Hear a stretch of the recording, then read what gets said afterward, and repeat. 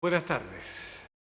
¿Conocen ustedes las reglas, las pocas reglas que tiene esta audiencia? De tal suerte que los vamos a llamar para escucharlos entre 5 y 10 minutos. Y en primer lugar debemos llamar a don Diego Simpertigue Limares.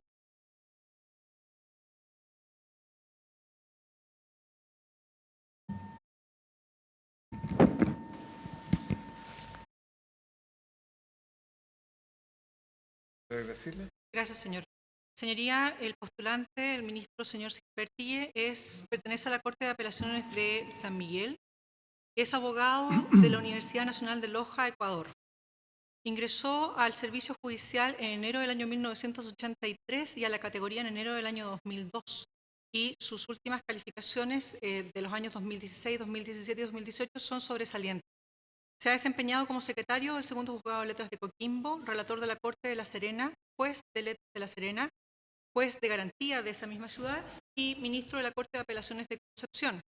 Y de acuerdo a los antecedentes que ha solicitado destacar de su currículum, presenta especialización en Derecho Laboral y Seguridad Previsional, ostentando el grado de magíster de la Universidad Adolfo Ibáñez, un diplomado en el recurso de protección dogmática y jurisprudencia para ministros de Cortes de Apelaciones, relatores y jueces, y ha participado asimismo en actividad docente, desempeñándose como profesor de Derecho Procesal y Práctica Forense en la carrera de la Universidad de Derecho de la carrera de Derecho de la Universidad Católica del Norte, sede Coquimbo, Introducción al Derecho en la carrera de Periodismo de la Universidad de La Serena, Derecho Penal en la Universidad de la República, Derechos Humanos en la Escuela de Formación Policial de Carabineros, Derecho Procesal en la Universidad de las Américas y en la Policía de Investigaciones de Chile.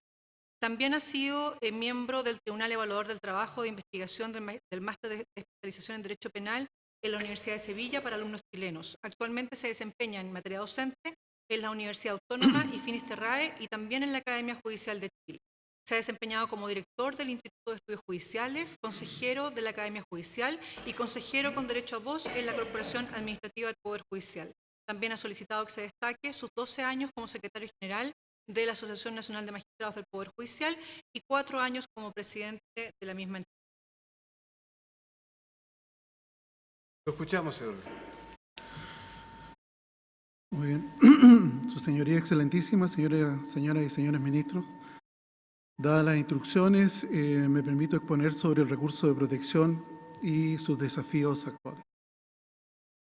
Hay antecedentes que ya conocemos. El recurso de protección se encuentra en el artículo 20 de nuestra Constitución Política y su antecedente, la creación del recurso de protección, la encontramos en el Acta Constitucional número 3 del año 1976. Junto con lo anterior, también es necesario destacar el auto acordado de la excelentísima Corte Suprema de 1977, que ha tenido diversas modificaciones,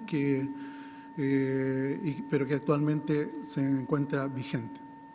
Para lo que voy a señalar, me parece necesario reiterar que el recurso de protección es una medida cautelar de emergencia y que pretende la protección de las garantías y los derechos fundamentales.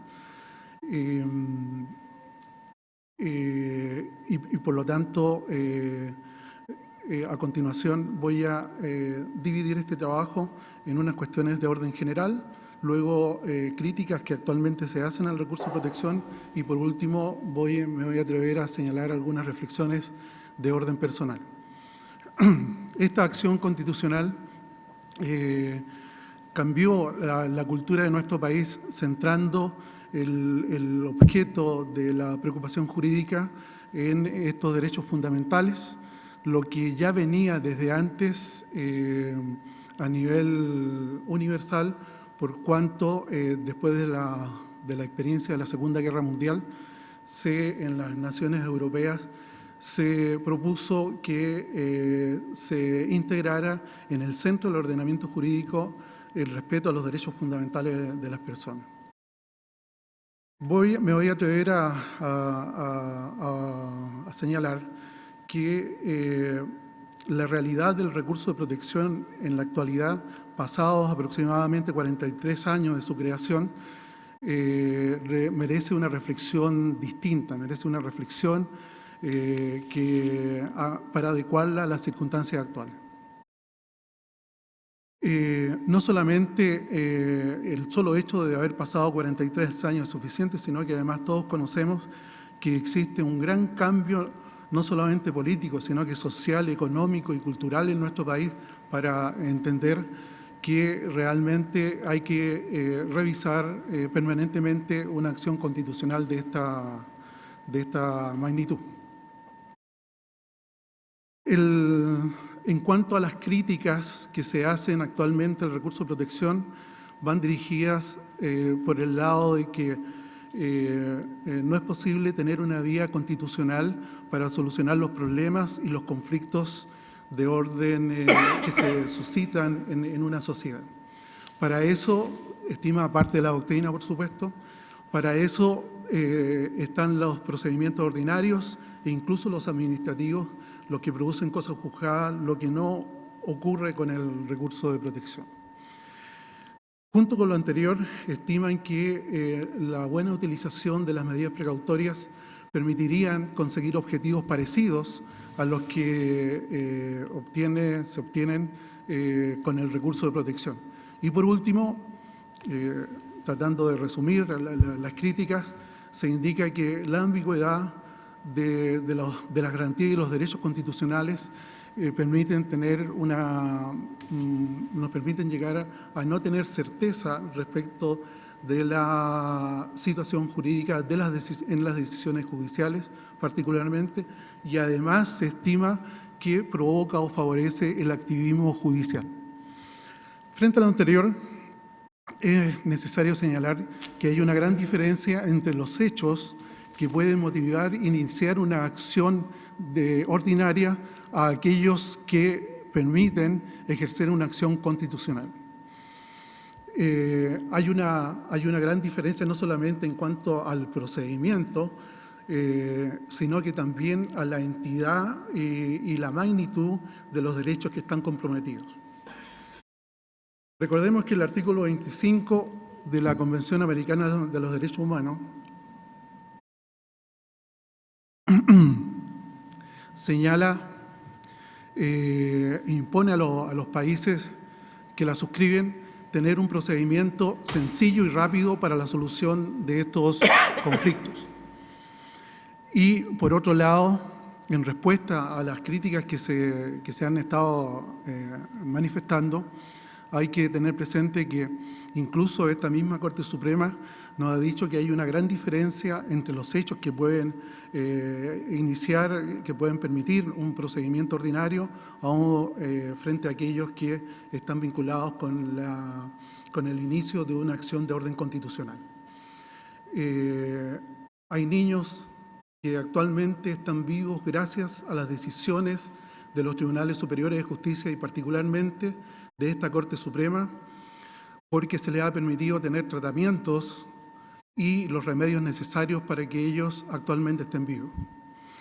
De tal forma que las críticas, la verdad es que no se sostienen teniendo en cuenta estos antecedentes.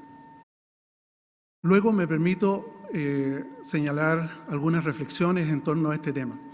Una vinculada con los derechos implícitos y la segunda relacionada con la naturaleza del recurso de protección. Con relación a los derechos implícitos, esta vía constitucional tiene una pared, tiene un obstáculo muy grande y está contenido en el artículo 20 con relación al artículo 19 de nuestra Constitución. Porque los derechos que resguardan, los derechos que pretende proteger, tienen un alcance muy limitado, no por ello, por supuesto, importante. Pero, sin embargo, la misma Constitución política tiene derechos y garantías de orden constitucional explícitos que no están protegidos por el recurso de protección. Y más aún, existen derechos implícitos en la misma Constitución política que tampoco tienen el resguardo debido. Y por otro lado, de conformidad con el artículo 5º, inciso 2 de la Constitución Política de la República, el Estado de Chile se ha comprometido a respetar y promover los derechos fundamentales que digan relación con los derechos fundamentales de la persona, por supuesto. Y De esta forma, tenemos que necesariamente reflexionar en torno a que si esta mirada exegética que en un momento se tuvo respecto de la acción constitucional es necesaria modificarla en estos momentos. Los derechos implícitos, como por ejemplo el derecho al agua, el derecho a la alimentación, el derecho de los niños y niñas, el interés superior del niño, el derecho a crear sindicatos, los derechos culturales y en general aquellos que están contenidos en el pacto, en los diversos pactos que ha suscrito nuestro país, no están protegidos por el recurso por esta acción constitucional y por lo tanto debemos nosotros por lo menos reflexionar o discutir o debatir sobre este tema. La Corte Suprema, la excelentísima Corte Suprema, tiene algunos fallos con relación a este tema, sobre los derechos implícitos. Y la segunda reflexión que quiero, antes que se me acabe el tiempo, dice relación con la naturaleza del recurso de protección.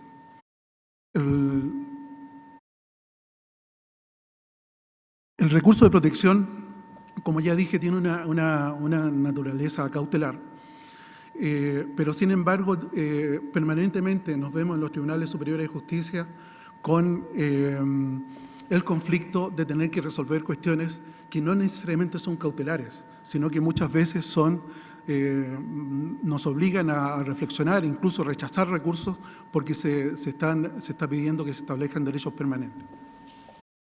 Como ya he señalado, la diferencia que hay entre las acciones constitucionales y las acciones ordinarias es muy grande.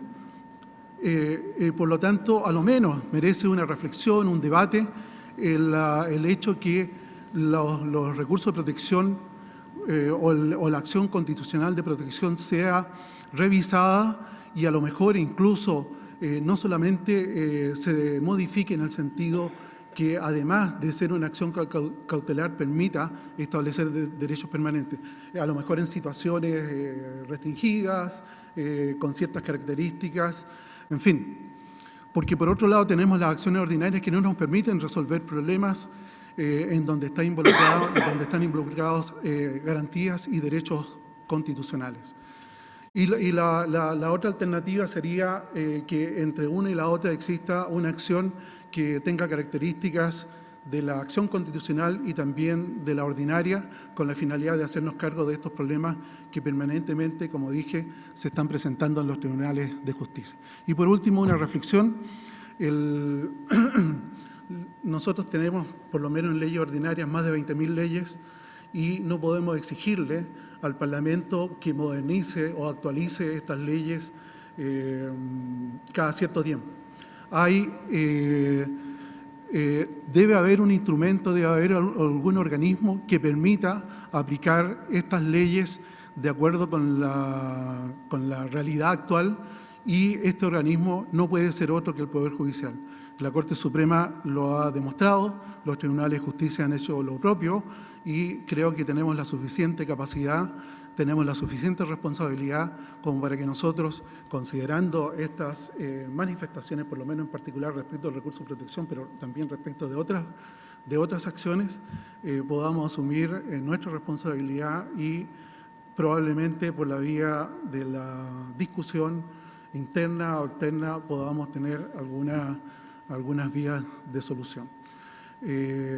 El tiempo ha sido muy corto y le agradezco mucho su atención, señoría excelentísima. Muchas gracias.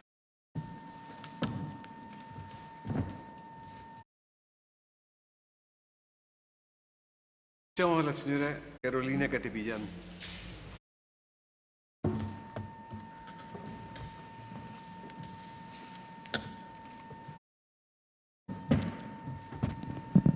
Señoría, doña María Carolina Catepillán Lobos, ministra de la Corte de Apelaciones de San Miguel, es abogada de la Universidad de Chile. Ella ingresó al servicio el 29 de mayo del año 1990 y a la categoría el 31 de enero del año 2003. Ha sido calificada en lista sobresaliente los últimos 3 años y dentro de los cargos servidos que registra su carrera se encuentra relatora de la Corte de Apelaciones de Santiago, juez del 17º Juzgado Civil de Santiago y relatora de la Corte Suprema, tribunal este último en el cual se desempeñó en total por aproximadamente 10 años. Refiere su señoría cursos especialización en Derechos Humanos, impartido por la Facultad de Derecho de la Universidad de Chile y en Recursos de Protección en la misma Casa de Estudios y el Instituto de Estudios Judiciales. También se encuentra actualmente elaborando una tesis en una maestría en Derecho Procesal Civil de la Universidad Nacional del Rosario, Argentina. Ha desempeñado actividad docente en la Academia Judicial entre los años 2011 y 2018, fundamentalmente como tutora de los cursos de habilitación, sin perjuicio de que además ha impartido clases sobre recursos de nulidad penal, derecho procesal civil, sobre responsabilidad penal adolescente, redacción de resoluciones, recurso de amparo y protección y, como ya señalé, su señoría, tutoría. También se ha desempeñado como presidenta del Consejo de Coordinación Zonal de San Miguel.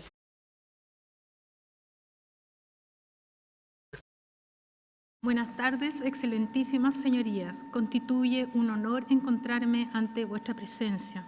Me pregunto, ¿cómo podemos los jueces aportar para que nuestro país siga la dirección de las altas aspiraciones que nos plantean los indicadores del desarrollo sostenible de las Naciones Unidas, que entre muchas otras materias incluyen terminar con el hambre y la pobreza, combatir el cambio climático y promover la equidad de género?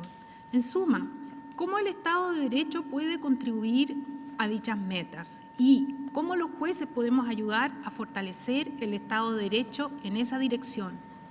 El tema que ha suscitado mi interés dice relación en cómo hoy en día entender la función judicial a partir de los valores que sustentan el Estado de Derecho. En efecto, estamos conscientes de que cargamos con la responsabilidad institucional en el desempeño común de nuestras tareas, que consiste en contribuir en el desarrollo equitativo y sustentable de nuestro país. Concretamente, pensamos que se puede alcanzar en la medida que cumplamos con una condición fundamental. ¿Cuál es? La condición de la independencia del Poder Judicial y la imparcialidad de sus jueces. Esto, que parece evidente, sin que esté proponiendo nada nuevo, no se satisface con la mera independencia que tenemos de los otros poderes del Estado. Ello por cuanto ser un juez independiente e imparcial necesariamente exige alcanzar previamente una independencia que es aún más difícil de lograr. ¿Cuál es? La independencia de nuestras propias convicciones ideológicas, políticas. Esto es, se trata de un juez que al aplicar la normativa jurídica debe ser independiente de sí mismo. En efecto, en el desempeño de nuestra labor jurisdiccional debemos tener presente que no hemos sido nombrados para decidir de acuerdo con nuestra propia visión política, moral o religiosa. En la conferencia de las Cortes Supremas del G20, celebrado en octubre pasado, el ministro de la Corte Suprema de Argentina, el señor Carlos Rosenkrantz, señaló, recordando a Montesquieu, que ello no significa que el modelo de un juez independiente sea el de la boca muda de la ley. Sostiene que se trata más bien de una persona que hace un esfuerzo constante, honesto e inteligente por autorrestringirse, por poner sus visiones partidistas a un lado, por entender que no todo lo que nos gustaría que suceda es lo jurídicamente exigible. Agregó finalmente que se trata de una persona que hace un esfuerzo por prescindir de factores tanto internos como externos al contenido de la regla que se debe aplicar. Todo ello frente a desacuerdos profundos que existen entre los ciudadanos con visiones morales, religiosas o políticas diversas, cuando dichos desacuerdos ya han sido resueltos mediante una ley que ha sido votada democráticamente. La imparcialidad, en este sentido, que incluye la independencia de uno mismo, es la virtud judicial soberana que nos permite entender la función judicial. Esta concepción del juez que se limita a aplicar las reglas de la comunidad y que no se deja influir por los poderosos ni por sus propias convicciones, que entiende la diferencia que existe entre el derecho y aquello que sería bueno que se hiciera, no presenta en principio mayor dificultad para resolver asuntos que tienen una estructura básica. En efecto, en este caso la tarea consiste en arbitrar una disputa entre dos partes, a través de una decisión que no afecta a terceros y que toma como un hecho cierto el contexto en que dicho conflicto se presenta. Sin embargo, este diseño colapsa frente a muchas otras situaciones del acontecer actual. Involucra a múltiples actores, incluso terceros que no participan en el proceso judicial, pero que son de cualquier forma afectados y en los que cualquiera fuere la decisión tendrá efectos generales o sistémicos. En tal sentido, para resolver la disputa, el juez tiene que alterar las condiciones contextuales del conflicto. En este escenario, sucede que el Poder Judicial puede contribuir a crear reglas para la solución de estos problemas complejos o multicausales. Así, nuevamente, nos encontramos ante una disyuntiva práctica. Esto es, en qué medida y cómo se puede contribuir. Si se sigue la posición del juez que es independiente de sus propias convicciones ideológicas y políticas e inteligente en autorrestringirse, el Poder Judicial debe limitarse en estos casos a crear las condiciones apropiadas y necesarias para que los órganos con representación de la voluntad popular adopten por sí mismos las soluciones a los problemas en cuestión. El significado de Estado de Derecho está también regulado en los parámetros planteados por la Comisión de Venecia en su Rule of Law Checklist, que captura el concepto e incluye legalidad, certeza legal, prevención en el abuso de poder, igualdad ante la ley y no discriminación y acceso a la justicia. Me detendré en una de las características de un sistema judicial funcional que sustenta y da significado al Estado de Derecho, como es la justicia abierta, ya que es un principio clave. Y lo es por cuanto no solo debe hacerse justicia, sino que debe verse que se hace. Resulta esencial un acceso efectivo de los usuarios y de los medios a los procedimientos, puesto que ayuda a promover el debido proceso, a mostrar al público que la ley se aplica y cómo se aplica, a facilitar el conocimiento público de lo que se está haciendo en los tribunales y en las cortes, todo lo cual resulta necesario para el ejercicio de la libertad de expresión y el debate con respecto a las leyes, su interpretación y aplicación. En consecuencia, la justicia abierta no es solo una característica necesaria para la administración de justicia, sino también para preservar el Estado de Derecho en la sociedad, que es una condición necesaria, creo, además, necesaria para el crecimiento social y económico de la nación y el bienestar de los ciudadanos y las ciudadanas. En Chile, todo esto no se trata de enunciaciones que se manifiestan al aire sin mayor compromiso. En efecto, si entendemos que como jueces somos parte del Plan Estratégico 2015-2020 del Poder Judicial, resulta que su misión consiste en solucionar los asuntos de su competencia de manera clara, oportuna y efectiva, con plena vigencia de todos los derechos de las personas, contribuyendo así a la paz social y fortalecimiento de la democracia. Este plan estratégico está basado, como ustedes saben, en 3 ejes fundamentales: asegurar el acceso a la justicia a todos los ciudadanos, brindar servicios de calidad y disminuir brechas de gestión al interior del Poder Judicial. Esta calidad en el proceso de justicia se constata en el Poder Judicial chileno con la respuesta jurisdiccional que se manifiesta con una resolución oportuna, fundamentada, que denota experiencia del juez que usa un lenguaje claro, sencillo y que efectivamente resuelve. Enseguida surge la pregunta: ¿estamos haciendo lo suficiente para que los juicios sean entendidos por la generalidad del público?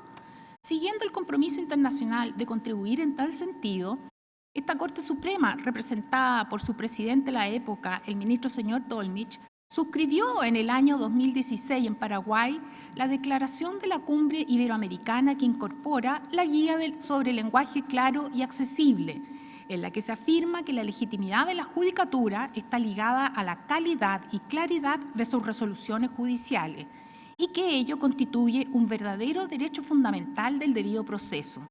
Para tal efecto, se entiende que es esencial el uso de un lenguaje claro e inclusivo, no discriminatorio, en las resoluciones judiciales, y con una argumentación fácilmente comprensible. En suma, La Corte Suprema de Chile creó la Comisión de Lenguaje Claro que dirige su presidente, el ministro aquí presente, señor Aránguiz, que desarrolló la idea de elaborar un manual de estilo como herramienta de ayuda para los integrantes del Poder Judicial, que comprende tópicos de redacción, forma de redacción de sentencia y un capítulo sobre la argumentación jurídica. Finalmente cito a Sir Peter Henry Gross, ministro de la Corte de Apelaciones de Inglaterra y Gales, quien también participó en la conferencia G20 de octubre de 2018, señalando que los jueces no buscan la controversia pública, tampoco son ni debieran aspirar a ser celebridades. Para que el Poder Judicial pueda desempeñar bien su rol, debe respetar a los otros poderes del Estado.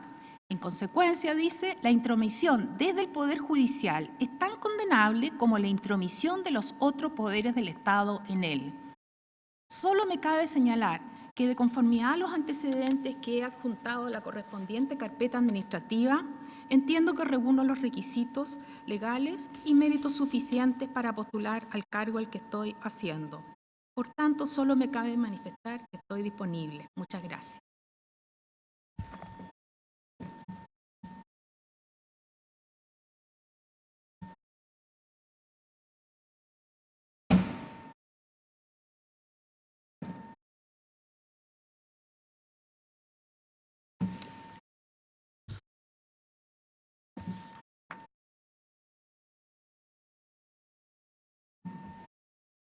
Buenas tardes. Gracias.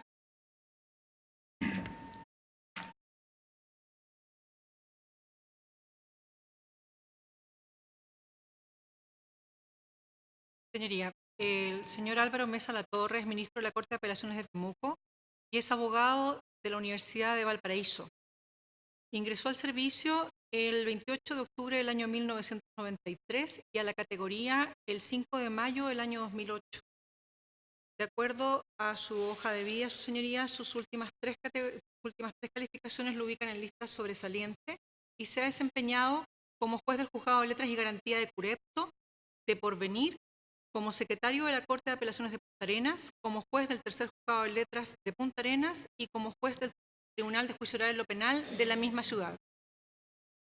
De acuerdo a los antecedentes aportados por él y que ha solicitado relevar, ha pedido destacar que registra actividad de carácter docente, tiene un magíster en Derecho, mención en Derecho Público de la Universidad Católica de Temuco y diversos diplomados en Reforma Procesal Penal, Derecho Internacional de los Derechos Humanos, Recurso de Protección, y ha participado asimismo en cursos de especialización de la protección jurisdiccional de los niños y niñas para jueces fiscales y abogados defensores, y otros cursos de Derecho Constitucional Avanzado, Derechos Humanos en la Academia Internacional para el Cumplimiento de la Ley, y asimismo ha desarrollado actividad docente en la Academia Judicial. Desde el año 2005 al año 2013 ha realizado 12 cursos en gestión de administración de tribunales, taller de iniciación de empleados judiciales, acciones constitucionales, jurisdicción voluntaria y convenio 169. Como actividades propias del Poder Judicial, pero no jurisdiccionales, se ha desempeñado como presidente del Consejo de Coordinación Zonal de Temuco. Desde el año 2011 a la fecha fue designado ministro en visita extraordinaria para investigar violaciones a los derechos humanos desde los años 73 a 1990 en la región de la Araucanía, encargo que el año 2017 se amplió a las jurisdicciones de Valdivia y Puerto Montt y posteriormente los hechos acaecidos en la jurisdicción de Coyhaique. Es profesor universitario y ha publicado 3 libros, Derecho y Lenguaje, Derecho y Razonamiento y Notas sobre el Juicio Oral. Y asimismo es autor del artículo Control de Convencionalidad, un acto racional o irracional, publicado en la revista de Estudios Constitucionales de la Universidad de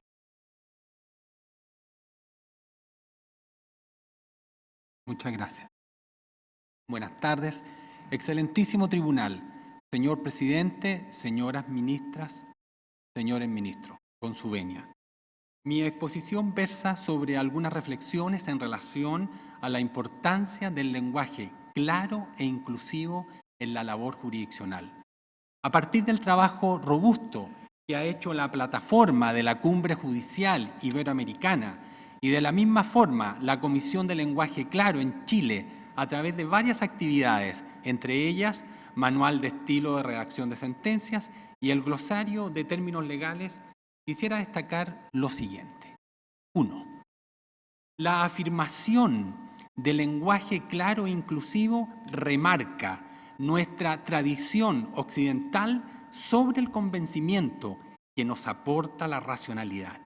El concepto de racionalidad y el cálculo lógico es un logro cultural construido a lo largo de los años de reflexión sistemática y acumulativa de los seres humanos.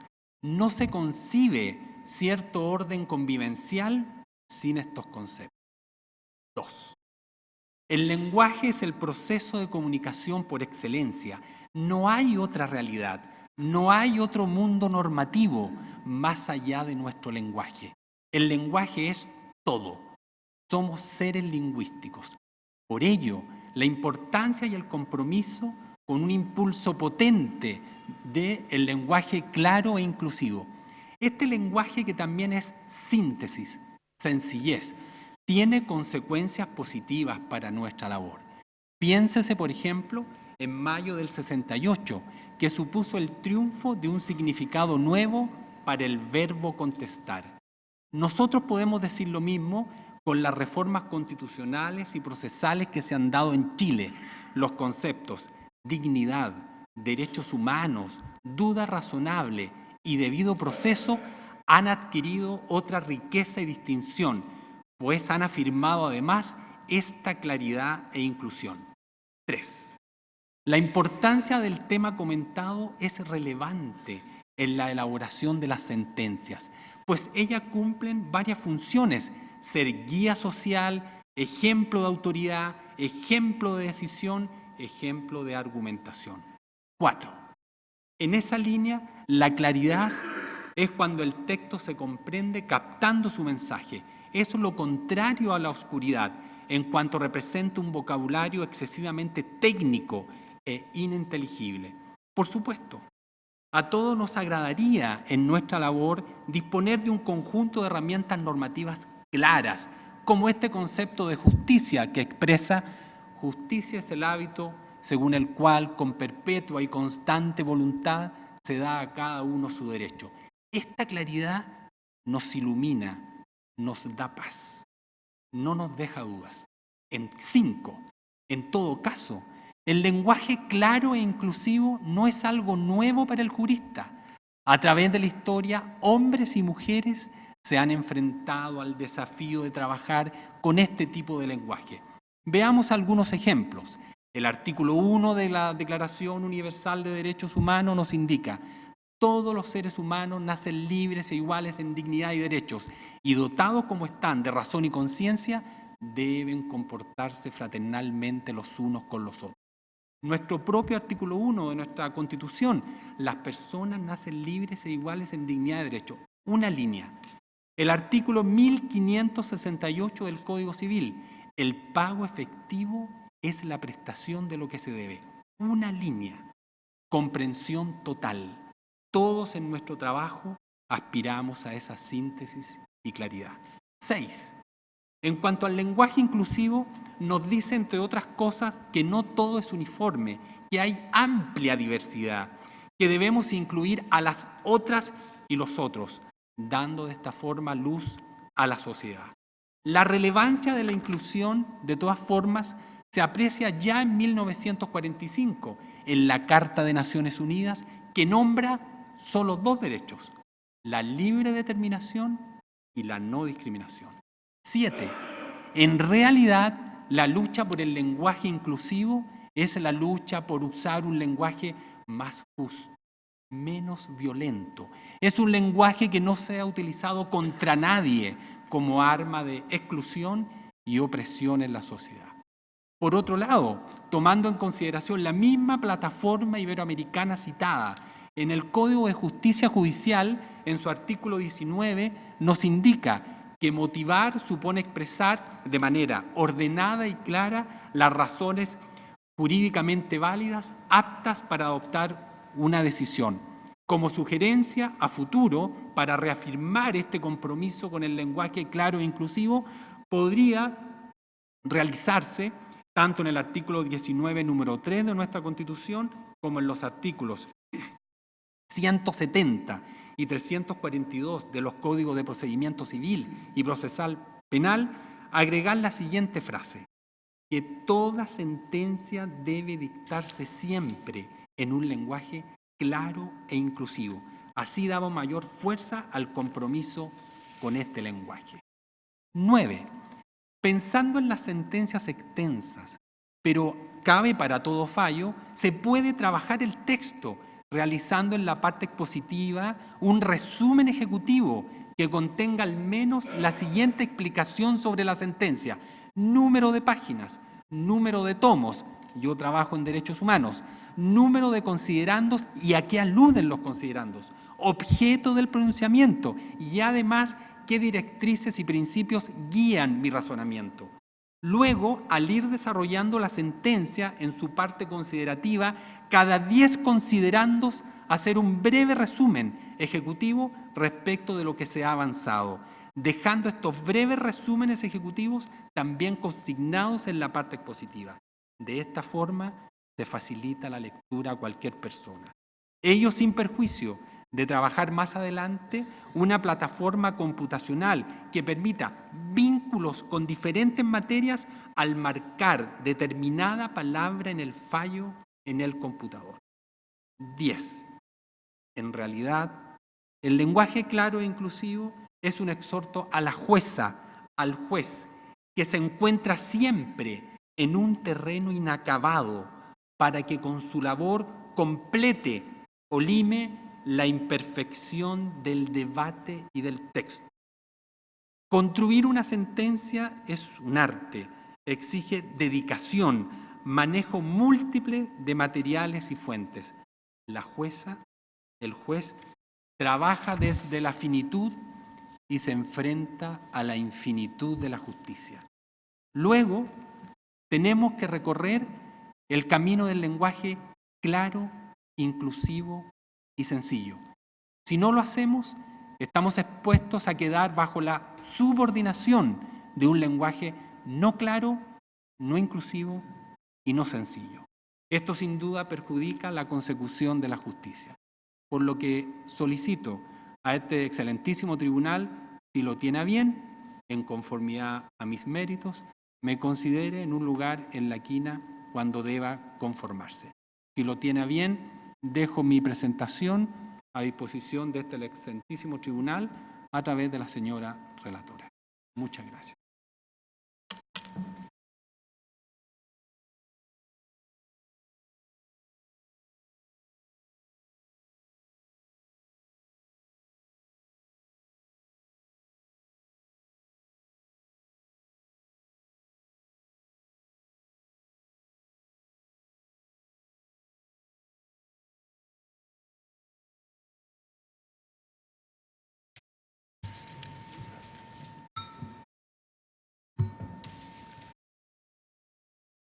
Gracias, señoría. Señoría, don Mario Carroza Espinosa es ministro de la Corte de Apelaciones de Santiago, abogado de la Universidad de Chile. Tiene fecha de ingreso al servicio en noviembre del año 1977 e ingreso a la categoría en noviembre del año 2002.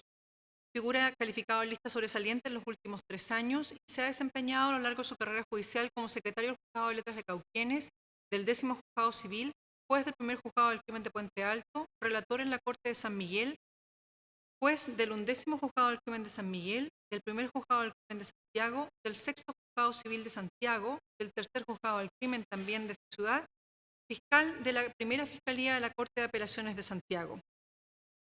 Como actividades anexas a su desempeño jurisdiccional, ha desarrollado función docente en la Academia Judicial desde el año 1998 al año 2018, impartiendo 56 cursos que han abordado materias vinculadas con procesal penal, ética funcionaria, gestión en recursos humanos, derecho penal, organización del Poder Judicial y su vinculación con los servicios públicos.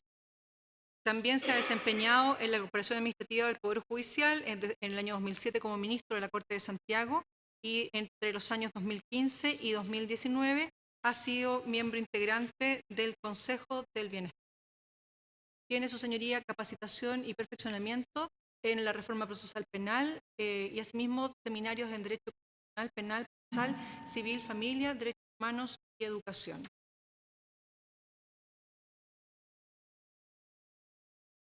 Señor presidente, señores ministros, buenas tardes. Concurro a esta audiencia con el propósito de ratificar mi interés en ser parte de la excelentísima Corte Suprema de Justicia de mi país. Luego de haber recorrido durante 42 años el camino jurisdiccional desde los primeros inicios como funcionario subalterno. Mi carrera ha estado unida a un compromiso permanente con el resguardo del derecho de las personas y con especial énfasis en la perspectiva ciudadana, en temas como violencia intrafamiliar, maltrato infantil, violencia política y violencia de género. Y a su vez he caminado en un proceso de reflexión con los empleados judiciales en el conocimiento de los principios de la ética judicial. Por lo mismo, para aquellos que necesitan saber cómo pienso, creo identificarme con aquellos magistrados que desean ser un aporte en las propuestas y realizaciones destinadas a modernizar y optimizar el sistema judicial. Y por eso elegí como tema a exponer hoy los desafíos de la Corte Suprema, hoy. En lo institucional, existe absoluta claridad en el mundo jurídico y en toda la sociedad que la Corte Suprema hoy no solamente tiene un rol institucional preponderante en el Estado de Derecho, al garantizar los derechos fundamentales de las personas, sino también en la búsqueda permanente de la seguridad jurídica y la uniformidad en la interpretación de las leyes que aplican los tribunales de la instancia, cuidando siempre, en todo caso, como lo ha sido hasta ahora, que estos no pierdan su imparcialidad, su autonomía e su independencia. Por lo mismo sostengo en este tema, que al igual que otros, que la labor de la Corte Suprema es la de continuar con la adecuación de los cambios y los desafíos de este siglo XXI, globalizado, con el propósito de alcanzar mayor certeza para los justiciables en el ejercicio de la función jurisdiccional. En cuanto al gobierno judicial, se le reprocha a la Corte Suprema el poder que tiene en lo administrativo y en el gobierno judicial, pero pienso que si bien se requieren modificaciones inmediatas en la organización interna, como habían sido reconocidos, en mi concepto la solución no está en los cambios radicales, sino en otorgarle a los organismos pertinentes las herramientas y los recursos para que estos puedan ahondar en una gestión administrativa eficiente y eficaz, y avanzar tanto en la modernización como en la implementación de la tecnología, con mira a una solución integral, distinta, pero acorde con nuestra tradición. Esto lo señalo en función de las experiencias de éxito y fracaso en nuestros países y de mi experiencia como dirigente gremial, que me ha llevado a asumir obligaciones en diferentes oportunidades. En cuanto a la transparencia, no cabe duda que hoy el Poder Judicial aborda una agenda que por años demandaba, no solo el mundo académico, los colegiados, sino toda la comunidad. Aunque en ellos, en ocasiones, se ha llegado a raíz de sucesos que son dolorosos para los judiciales, porque donde debió primar la vocación de servicio estuvo el interés personal. Por eso mismo, no debe nunca engañarnos los halagos, las alabanzas, el poder, porque son estas dinámicas las que finalmente nos llevan a la arbitrariedad y a la injusticia. En las reformas, temas como la carrera judicial, el régimen disciplinario, los nombramientos y otros tendrán que ser permanente objeto de análisis y revisión, con el ineludible propósito de alcanzar parámetros de mayor transparencia y objetividad, pero sin que haya que desentender que la esencia de lo que es un juez, la solución de las controversias jurídicas. En este mismo sentido, la discusión se ha centrado en temas, ha generado diferentes propuestas de reforma. El debate no es menor, particularmente cuando las instituciones han manifestado que en la actualidad existe desinformación en la toma de decisiones. Por lo mismo, adhiero en lo personal a una política informativa, comunicacional, abierta a la ciudadanía, con absoluta transparencia y con participación de los medios de comunicación. En los desafíos del siglo XXI, el sistema judicial, conforme a lo que he señalado, requiere seguir evolucionando y alcanzar niveles de estándares óptimos en gestión y gobierno judicial. Es lo que la sociedad le exige a sus autoridades. Pero ello no puede ser un impedimento para desatender las grandes inquietudes jurisdiccionales de esta época. Preocupaciones sociales en las cuales nuestro máximo tribunal tendrá que seguir abocándose y en su aproximación ha de continuar actuando libre de prejuicios. En efecto, existe un evidente esfuerzo en nuestra organización por eliminar todo elemento distorsionador, como lo son la discriminación, los prejuicios, a los que han de anteponérsele las exigencias legítimas de los movimientos sociales, que reclaman de los gobiernos políticas públicas que adecúen los cambios en este mundo de hoy, y cuyos problemas ha de resolver la judicatura con una mirada que contribuya a la igualdad y proscriba todo tipo de estereotipos. ¿Cómo se observa la instalación de una justicia con perspectiva de género? Se trata entonces, señores ministros, de una mirada desde los derechos humanos que les exige a sus autoridades judiciales una ajustada interpretación de la ley y al Parlamento urgentes cambios legislativos. La Corte Suprema, en este sentido, ha implementado de manera efectiva en el Poder Judicial normas acerca de la inclusión y la igualdad de género, lo que indica que nuestra institución transita en la dirección correcta, como también cuando ella en su informe de proyectos de ley que dicen en relación con la organización y competencia de los tribunales de justicia, nos representan en lo que refiere a temas como aquel que promueve una reforma integral al sistema de adopción, o el que reconoce y da protección al derecho a la identidad de género, o fija a quienes han de someterse a la ley del lobby, o llama a las instituciones a fortalecer el Estado de Derecho y coordinarse para establecer un vínculo de confianza con la ciudadanía. Por lo mismo, adscribo con mucha fuerza a todas las resoluciones en las cuales se reconocen los valores de una democracia participativa y también en aquellas que armonizan la normativa y jurisprudencia internacional de los derechos fundamentales con nuestro derecho interno y su correspondencia con los principios de inexcusabilidad y convencionalidad. Y me agrego, cuando ellas nos involucran con sensibilidad social en temas que generan preocupación en toda la ciudadanía, como es el cuidado del medio ambiente y su derecho a vivir en un mundo libre de contaminación. Señores ministros, estas y otras preocupaciones que han de resolverse caso a caso es lo que me mueve a postular, porque no pierdo de vista la labor del tribunal en todas sus salas, quienes plasman día a día acciones concretas y permanentes que tienden a garantizarle a las personas y a la sociedad sus derechos. Por lo mismo, quisiera contribuir y comprometerme de manera activa y efectiva en este amparo. La ciudadanía no puede olvidar que los jueces, eso sí, somos seres humanos, personas con debilidades y que inevitablemente podemos cometer errores. Pero su aceptación no puede ser una excusa para ignorar la oportunidad única que se nos ha dado, el permitirnos desempeñarnos como jueces de la República, una figura que se hace necesario enaltecer con el empleo de nuestras únicas armas, la ley y el razonamiento jurídico. Por último, debo señalar que una reflexión apresurada no resolverá el caso concreto.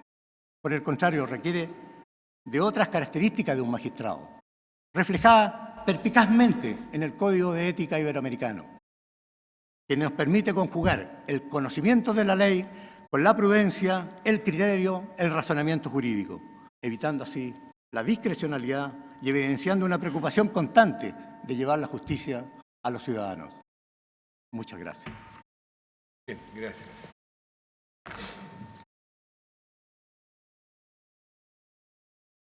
Don Roberto Contreras.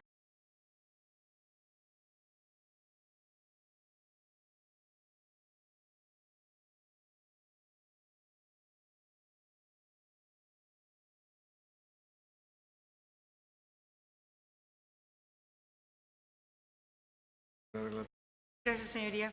Señoría, don Roberto Contreras Olivares es ministro de la Corte de Apelaciones de San Miguel y es abogado de la Universidad Católica de Valparaíso.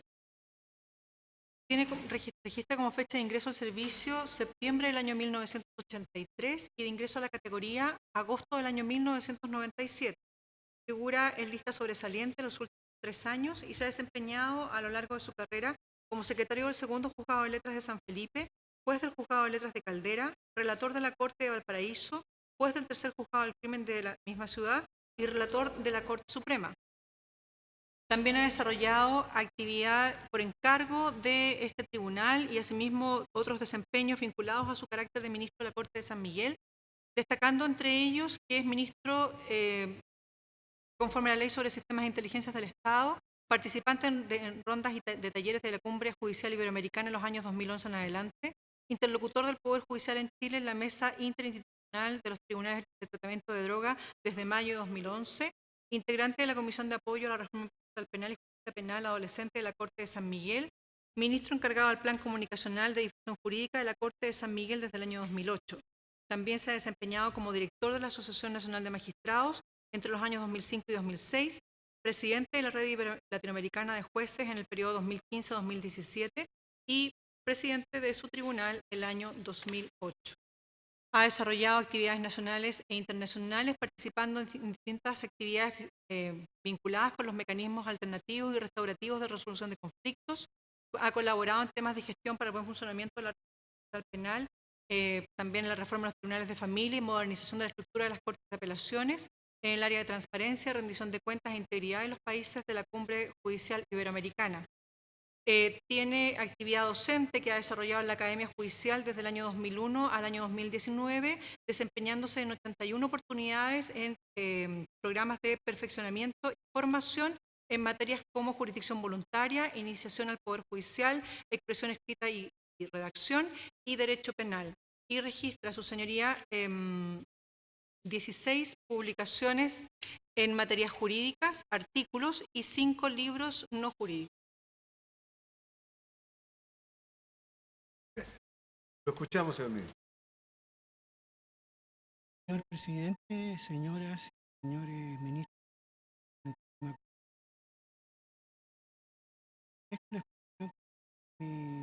con la señora relatora, pero me gustaría agregar un dato que me parece relevante, dado precisamente señalado. Mi currículum respecto de mi presencia en las audiencias de la Corte de San Miguel y en la redacción de sentencia en la Corte. Bien, ministro, por favor, no le escuchamos bien. Decía que me gustaría agregar, ¿ahí se escucha bien? Sí, ahí mejoró. Me gustaría agregar un dato que he conseguido solo días atrás respecto a mi asistencia a la Corte de Apelaciones de San Miguel y a la redacción de sentencia. Según el antecedente recabado de la secretaria de la Corte, estoy entre los primeros lugares de asistencia a la Corte y de redacción de acuerdo. Dicho esto, paso al tema que he elegido para esta oportunidad y que se refiere a el pasado, presente y futuro de las últimas reformas procesales en los 20 años que han pasado y su relación con el Poder Judicial. Me voy a resumir, dado el tiempo asignado, brevemente a algunos aspectos que me parece de la máxima relevancia destacar. Pasado de las reformas más importantes que son la reforma procesal penal desde el año 2000, la reforma al procedimiento de familia y a los tribunales desde el año 2005 y la reforma a la jurisdicción laboral desde el año 2008. En el pasado de esta reforma, yo creo, señor presidente, que se ha escrito una de las páginas más gloriosas y brillantes de la historia del Poder Judicial chileno en la puesta en marcha e implementación de esta reforma. Todos sabemos el esfuerzo que significó para el Poder Judicial dejar atrás los procedimientos vigentes en el siglo XX y cambiar precisamente la estructura de dichos procedimientos de manera, en algunos casos, radical. Son 6 al menos los ejes por los cuales transitan estas reformas procesales: oralidad, inmediación, publicidad, debido proceso y acceso a la justicia, gestión jurisdiccional y desarrollo tecnológico. No tengo el tiempo para referirme a cada uno de estos aspectos. Lo hago en un trabajo que acabo y que estoy terminando por estos días. Presente de las reformas procesales.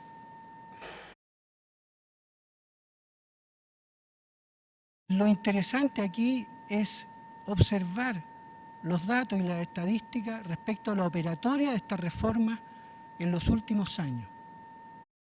En el ámbito penal, 1.400.000 denuncias se hicieron en el año 2008 en el Ministerio Público. fueron judicializadas 600.000 de esas denuncias, un 44%. En el universo de causas con término en el sistema penal el año 2018, se dictaron sentencias en un 29% de esos términos. En materia laboral y de familia, ocurrió algo similar con la dictación de sentencia. Estas no superan en los términos el 30%. En materia civil, como un dato anexo, las sentencias definitivas en esa materia son del solo 6%. Me quiero referir ahora a lo que son los efectos en el ámbito penal respecto a las sentencias condenatorias que imponen penas privativas de libertad. Me parece interesante resaltarlo. Lo que hay que hacer en ese ámbito no tiene relación estrictamente con lo que son el quehacer del Poder Judicial, pero son datos que de alguna u otra manera están vinculados con nuestra gestión. Actualmente existen cerca de 50.000 personas privadas de libertad en Chile. Eso responde a una tasa de crecimiento penitenciario del 6,3% anual. En los últimos 30 años, si proyectamos esa tasa de crecimiento penitenciario en 30 años más, según este indicador de aumento de tasa de presos en el país, tendremos que en el año 2050, 30 años más, estarán en las cárceles de nuestro país cerca de 320.000 personas. Pero el dato también relevante a destacar consiste eventualmente, y en una proyección según los datos de reincidencia actual, ¿cierto?, respecto de la cantidad de infracciones penales que eventualmente, hipotéticamente, cometerán, ¿cierto?, estas personas, cometerán estas personas privativas de libertad, que están privadas de libertad. Si aplicamos las tasas correspondientes y los indicadores que se han obtenido hasta ahora, tendremos que de los 140.000 delitos que aproximadamente han cometido estas personas, hoy día, en 30 años más, dado todos los datos que he dado anteriormente, resultará que aproximada e hipotéticamente la población penitenciaria cometerá alrededor de 900.000 delitos. No es la situación más grave en Latinoamérica. Lo es la de Brasil, que tiene más de o cerca de 207 millones de habitantes. La tasa de crecimiento de población penitenciaria en Brasil es del 7%, superior a Chile. Y actualmente tiene 600.000 personas privadas de libertad. Si proyectamos la cifra de comisión de infracciones penales de ese universo, 600.000, a 30 años más, al 2050, ocurrirá que los cerca de 5 millones de personas privadas de libertad en ese tiempo cometerán aproximadamente cerca de 14 millones de delitos. Es una situación bastante, diría yo, compleja que es necesario que tengamos en consideración. Me referiré ahora a lo que entiendo como el futuro de las reformas procesales que he mencionado. Soy optimista, señor presidente, pero no tenemos una solución mágica a toda esta proyección y estos datos que he mencionado precedentemente. Pero creo que debemos atender al llamado que nos hace la Cumbre Judicial Iberoamericana cuando proclama lo que se ha denominado la justicia de la paz. y que consiste básicamente en más justicia colaborativa, es decir, que sean los propios partícipes del conflicto quienes resuelvan sus controversias de una manera eficiente y adecuada, en aquellos casos en que se permite precisamente estas situaciones colaborativas. Más justicia restaurativa, con plena y eficaz responsabilización de los infractores de ley, sobre todo cuando son adolescentes, y reparación del daño causado con esas infracciones a las víctimas, víctimas entendidas en sentido particular, es decir, aquellas que reciben el daño con motivo de la infracción y su círculo cercano, la familia y en algunos casos también la comunidad local y la comunidad en general. Más justicia terapéutica, que pone en relieve lo que son los efectos terapéuticos de las decisiones jurisdiccionales. Cerca del 60% o 70% incluso de los delitos se cometen asociados al consumo problemático de drogas y alcohol. Lo que unido a la reincidencia delictual, que también es de alta magnitud en esos números, obliga a tomar medidas eficaces en relación a este punto. Y aquí hay un proyecto o un programa que se está aplicando en el país que consiste en los llamados tribunales de tratamiento de drogas. Según los indicadores de reincidencia respecto a aquellos imputados que ingresaron al programa de tribunales de tratamiento de drogas y lo terminaron exitosamente ese mismo número, la reincidencia se reduce desde un 60 o 70% a un 12%.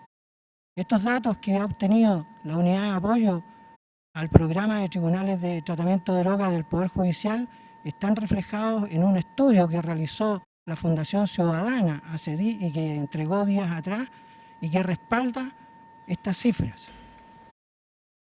En definitiva, señor presidente, señoras y señores ministros, de lo que se trata es fortalecer lo que se ha avanzado con estas reformas, ¿cierto? Y atender a lo que son los fines del derecho: seguridad jurídica, paz social y bien común.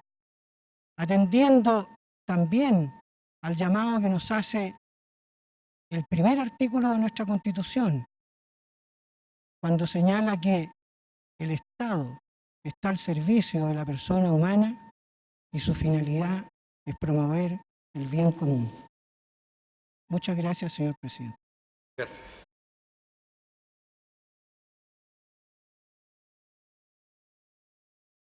Le corresponde a don Mario Rojas González.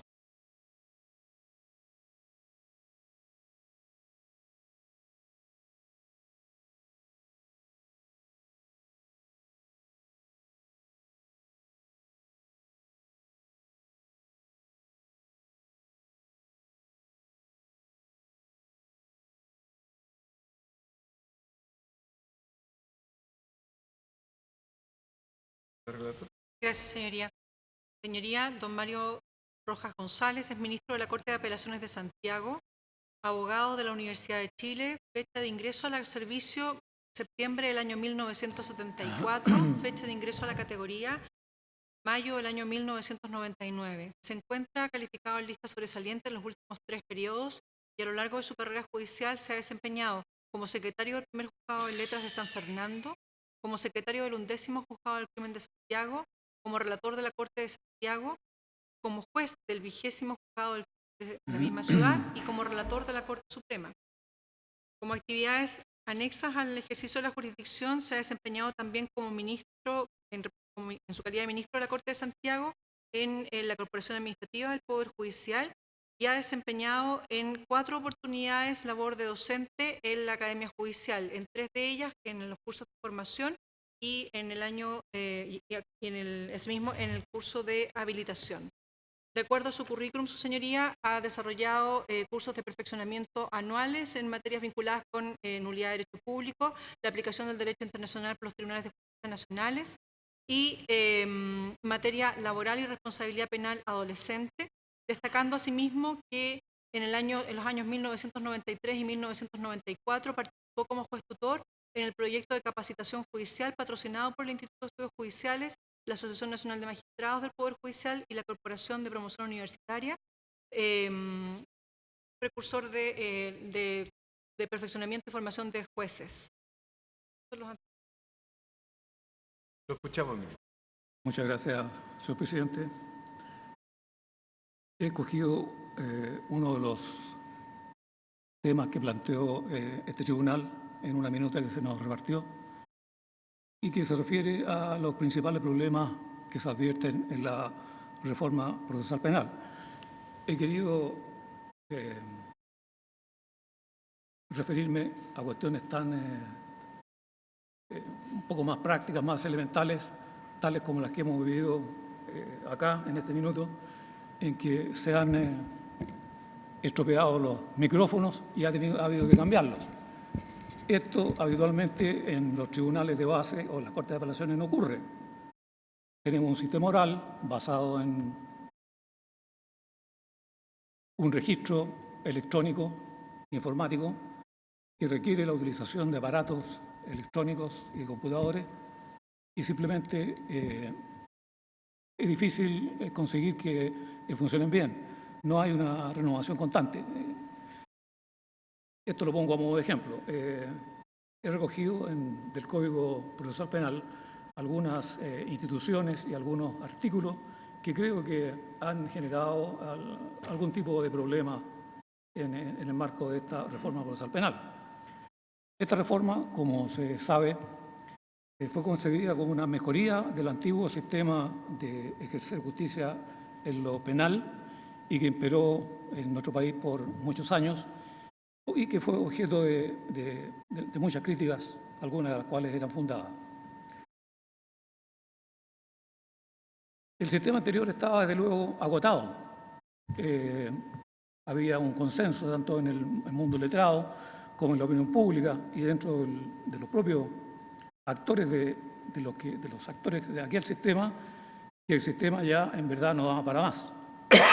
Y entonces surgía la necesidad imperiosa de sustituirlo por alguno que fuera más moderno y que permitiera, salvaguardando los intereses de todos los intervinientes, poder llevar a cabo la misión de impartir justicia en materia penal de un modo rápido, eficiente y transparente. Porque hay que recordar que una de las principales críticas del sistema anterior apuntaba precisamente al secretismo. Sobre las ideas que motivaron el cambio, creo que el mensaje del Código Procesal Penal es bastante decidor y puedo rescaté de hecho las ideas repito, están contenidas en el mensaje del Código Procesal Penal, invertir en legitimidad, lo que sugiere que el sistema antiguo ya no era legítimo. En segundo lugar, en derechos humanos y en tercer lugar, en seguridad, de donde podemos deducir que mediante el nuevo sistema procesal penal se busca alcanzar seguridad. Este sistema, como todos sabemos, tiene características muy diversas del anterior. Y tal vez uno de los más importantes o trascendentes es precisamente la oralidad. Sin embargo, creo que esta característica de oralidad no es la más relevante en cuanto a su calidad de ser moderno, puesto que la oralidad es la que precedió a la escrituración.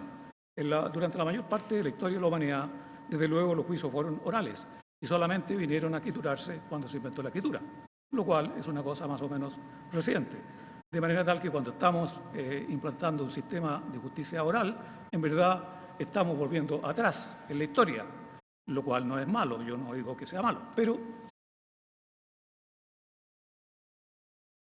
Evidentemente que algún índice de modernidad tiene que haber.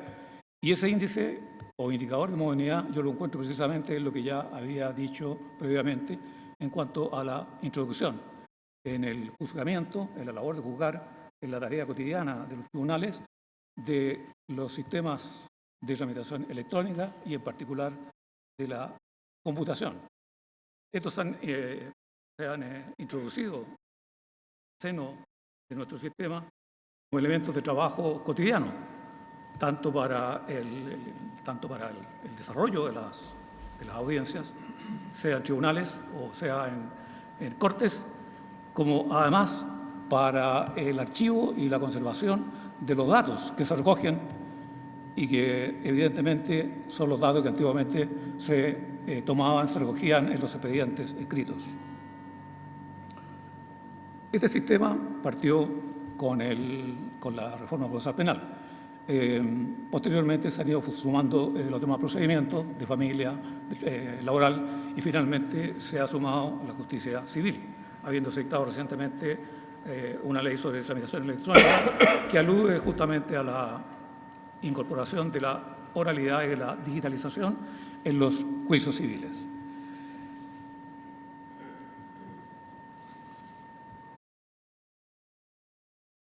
En esta materia, este exponente ha creído ver una falta de sistematización en cuanto a la normativa que rige la tramitación electrónica y digital y la falta de una definición más completa del personal que se requiere para su adecuado uso, puesto que al no existir de personal, evidentemente el sistema flaquea.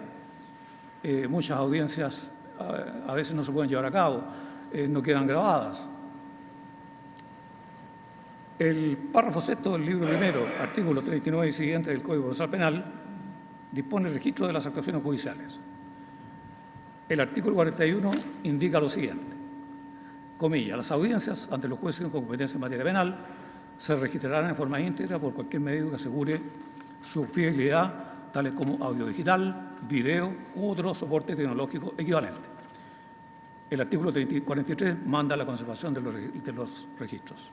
Así nació el soporte electrónico o informático y comienza a desarrollarse masivamente el trabajo mediante el uso de computadores, como dije previamente, tanto en los tribunales como en cortes.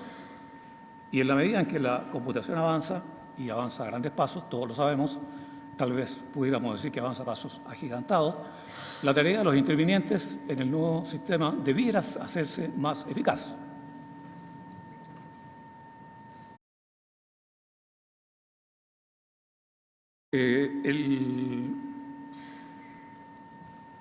La ley sobre tramitación electrónica, que como dije, modifica el Código de Procedimiento Civil para establecer la tramitación digital de los procedimientos judiciales, y ese es su título, creó la carpeta electrónica, el expediente digital, que ya está prácticamente masificado, usándose cotidianamente en los tribunales y en las cortes, y se le conoce como el e-book o electronic book. Bueno, reitero que en este punto es donde se advierte, debido a que hay una cierta dispersión de la normativa que establece la digitalización de los procedimientos, es donde se advierte una carencia en la estructura orgánica del aparato judicial, es decir, en el Código Orgánico de Tribunales, sin perjuicio de lo que dispone su artículo 506 y las dispersas normas que ya he mencionado, de la definición de personal necesario para el funcionamiento y mantención del sistema computacional, en el que debieran ocupar un lugar destacado, de luego, los ingenieros electrónicos y con especialidad en informática, así como técnicos de la especialidad. El sistema que se ha creado está a cargo de la Corporación Administrativa del Poder Judicial, y funciona como una división de la corporación, que efectivamente cuenta con algunos profesionales del área. Estos especialistas, creo yo, debieran pertenecer a un organismo separado, dada la importancia que está tomando la digitalización en el seno del Poder Judicial, dentro de la estructura del sistema, en términos prácticos u operativos. En el caso de los técnicos, deberían participar en cada tribunal y supervisar todas las audiencias. caso de los ingenieros, al menos debería haber uno en cada unidad o grupo de tribunales, y en cortes para asegurar el correcto funcionamiento de los sistemas de grabación y de los sistemas de soporte electrónico.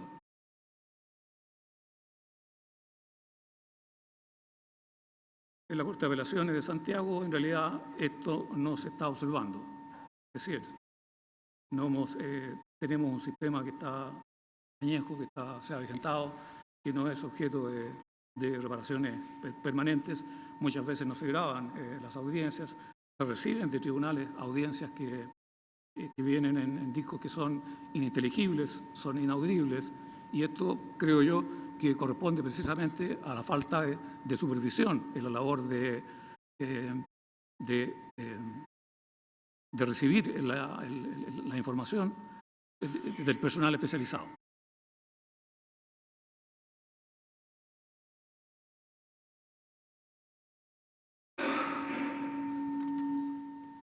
El Código Orgánico de Tribunales, en el artículo 25, número 3, inserto en el párrafo sobre organización administrativa, juzgado de garantía y juicio oral o penal, dispone que ellos se organizan en cuanto a servicios que reunirán las labores de soporte técnico o de la red computacional del juzgado o tribunal y la coordinación y abastecimiento de todas las necesidades físicas y materiales para la realización de las audiencias. El número 4 habla de la actualización de la base de datos que contenga las causas del juzgado. Esto es lo referente a la materia que escogí, que es la forma procesal penal. También recuerdo que la Corte Suprema dictó un auto acordado sobre tramitación de sistemas informáticos en Cortes de Apelaciones y en la Corte Suprema, cuyas normas no voy a repetir,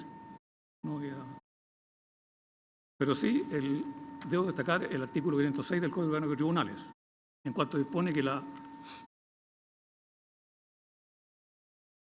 administración, adquisición, construcción, acondicionamiento, mantención y reparación de los bienes muebles e inmuebles le corresponde a la Corporación Administrativa del Poder Judicial. El número 3, asesorar técnicamente a la Corte Suprema en el diseño y análisis de la información estadística, el desarrollo y aplicación de sistemas computacionales. Dentro del personal de la Corporación, el número 7 de ese precepto dispone que ella tendrá, entre otros, un jefe de informática y computación. La digitalización entonces está dispersa, tal como ya lo he señalado, en la normativa legal, aunque radicada en los órganos señalados, debiendo, según este ponente, estar a cargo de una sección que tuviera autonomía y existencia propia, y el Código Orgánico de Tribunales debiera incorporar el personal necesario para poder llevar a cabo esta función, que es muy delicada por diversas razones.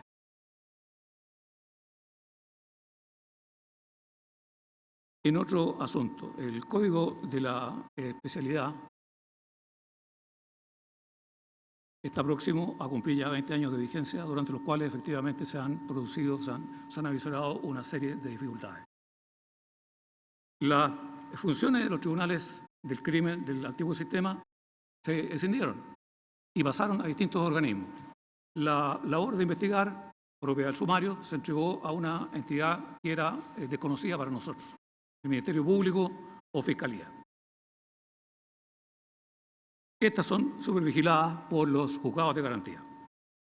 La tarea de juzgamiento a su turno, que eran todas estas tareas antes asumidas por un solo funcionario, quedó repartida en algunos juicios de menor entidad, en los jueces de garantía, y en los juicios de mayor trascendencia, de mayor pena, en los jueces de los tribunales de juicio oral en lo penal. Además del Ministerio Público, se creó otro organismo que era desconocido, la Defensoría Penal Pública. Todos estos organismos, creo yo, han presentado diversos problemas. El Ministerio Público ha enfrentado, tal como lo dijo el exponente anterior, un crecimiento sostenido de causas y creo que se ha desbordado las capacidades de dicho organismo. Esta es una queja que se escucha frecuentemente y incluso es objeto de análisis en las cuentas que dan sus personeros. El problema de la celeridad se ha mejorado, es cierto, en algunos casos, pero sobre la base de archivar causas que no tienen un destino muy claro. Está, por lo demás, eso establecido en la propia ley. Desde otra perspectiva, el Ministerio Público ha recibido mucha crítica porque la gente no termina de comprender, el usuario no termina de comprender la labor del Ministerio Público y por lo tanto siente insatisfechas sus expectativas, particularmente cuando ni siquiera son llamados ante el Ministerio Público para ser oídos, como ocurría con el sistema antiguo, en que aunque no obtuvieran una respuesta satisfactoria, al menos se les escuchaba, y eso era algo que la gente, el ciudadano común, agradecía. La Defensoría Penal Pública, en su turno, también enfrenta sobrecarga de trabajo, desde luego, la que deriva del aumento de causas en materia penal. Ha establecido un sistema de trabajo en base a licitación de las defensas. Esto, desde luego, es también, a mi juicio, una cuestión más o menos problemática, porque ocurre que la licitación trae consigo un subproducto que es la subcontratación. Entonces, de esta manera, el trabajo se va precarizando, porque los funcionarios que son subcontratados, evidentemente que van a tener una remuneración, un ingreso menor a quien ganó la licitación. Lo que no necesariamente ha de incidir en el trabajo que desarrollen los abogados que son contratados de esta manera. Le ruego que me disculpen, no tengo hora, tal vez estoy en el tiempo. Agotó su tiempo, señor ministro. Agoté el tiempo. Le ruego que me disculpe. No se preocupe. Muchas gracias.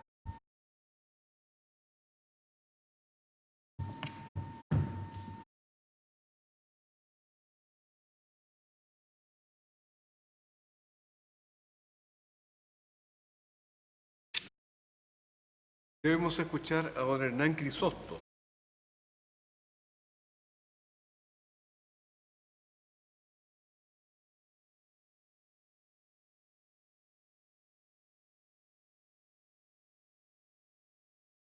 Señora relatora. Gracias, señoría.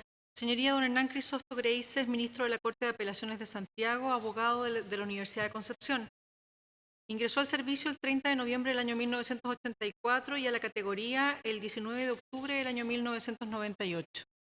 Actualmente, además de desempeñar el cargo de ministro de la Corte de Santiago, es presidente de la Corte Marcial y durante su carrera judicial se desempeñó como secretario del Juzgado de Letras de Mariquina, secretario del Juzgado de Letras del Segundo Juzgado de Letras de Iquique, relator de la Corte de la misma ciudad, juez del Juzgado de Letras del Cuarto Juzgado de Letras de Iquique y ministro de la Corte de Apelaciones de Puerto Montt.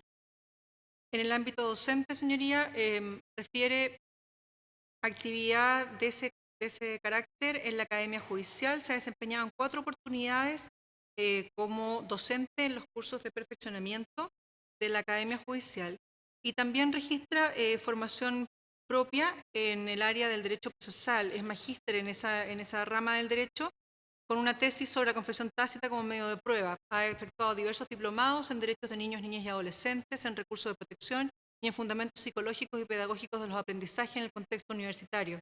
Ha pedido destacar que es miembro titular del Instituto Panamericano de Derecho Procesal y que se ha desempeñado como docente tanto en actividades de pregrado como de posgrado en las universidades San Sebastián de Puerto Montt y Punta Arenas y Santo Tomás de las mismas ciudades. Se ha desempeñado también como monitor de la reforma procesal penal, profesor en la Academia Judicial en el año 1996 en el tema de la administración de tribunales y ha efectuado exposiciones en diversos temas en el extranjero, en Brasil en un encuentro panamericano de derecho procesal, en un seminario internacional sobre combate a la impunidad en México. En el ámbito gremial, señoría, pidió que se destacara que ha recibido la distinción al trabajo gremial en el año 1996. Muchas gracias. Lo escuchamos, ministro.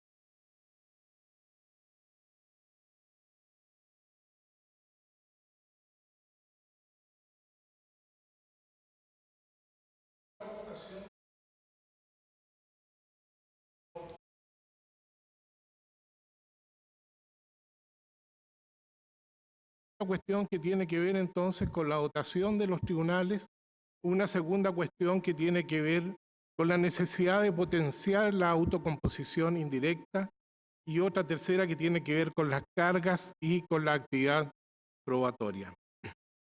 Creo que con la actual dotación ni aún con la reforma procesal civil que se nos plantea se podría cumplir con la inmediación y con la concentración. Veo esto como una cuestión de carácter fundamental. No se puede permitir que una reforma venga sin la dotación de jueces que se requiere. Se nos ha introducido en la cultura del juez alterno y el juez destinado.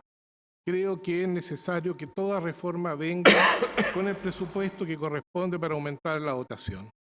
En países como los nuestros, en que se prefiere sacrificar la imagen de los jueces a sacrificar las arcas fiscales y darnos una dotación adecuada de jueces, creo que Chile tiene que hacer la diferencia. Hoy día existen cuestiones que son realmente inadmisibles, como por ejemplo la región metropolitana, donde un solo juzgado tiene más del 10% de la población de la región metropolitana. Y me refiero al juzgado de letras de Puente Alto, al juzgado civil de letras de Puente Alto, que tiene bajo su jurisdicción territorial más de 700.000 habitantes. ¿Cómo puede ese juez cumplir medianamente con el principio de la celeridad y cómo podría hacerlo después de una reforma procesal? Creo que no puede ocurrirnos cuestiones como las que me correspondió ver en un país cercano al que asistía a una pasantía, un país con procedimientos orales en materia civil, en que asistía a una audiencia de prueba en noviembre del año 2009 y faltó uno de los testigos. Se pidió una nueva audiencia para recibir a ese testigo y se fijó para septiembre del año 2010, es decir, 10 meses después. Por eso considero que es primordial en este breve tiempo señalar que uno de los desafíos es que la reforma tiene que tener la dotación de jueces adecuados para que podamos cumplir a aquellos que nos piden cumplir la tarea y cumplirla como corresponde y en este caso muy bien cumplido el principio de la celeridad. En un segundo aspecto, en esto de la carga de los tribunales después de una reforma, creo que hay que dar la oportunidad de una vez por todas al sistema de la autocomposición indirecta como un sistema de solución de controversia, con buenos mediadores, una buena ley de mediación, con mediadores controlados muy bien en el aspecto ético y a mi juicio también con mediadores que deben hacer alguna declaración de intereses y de patrimonio, cuestión que debería extenderse también a los árbitros. En el aspecto procesal, vislumbro dos cosas que debe cumplir un nuevo procedimiento. Y esas dos cosas parten primordialmente de que debe garantizar todo sistema procesal penal civil y todo sistema procesal en general en un 100% la garantía de la imparcialidad de los jueces. En este aspecto, permítanme, sus señorías, compartir una anécdota que nos contó un destacado procesalista argentino que asistió a una conferencia de derecho procesal en otro país vecino y se le acerca una jueza y le dice, mire, no sé cómo ayudar a este pobre grupo de mi ciudad, una comunidad de mi ciudad que está pleiteando con una gran transnacional minera.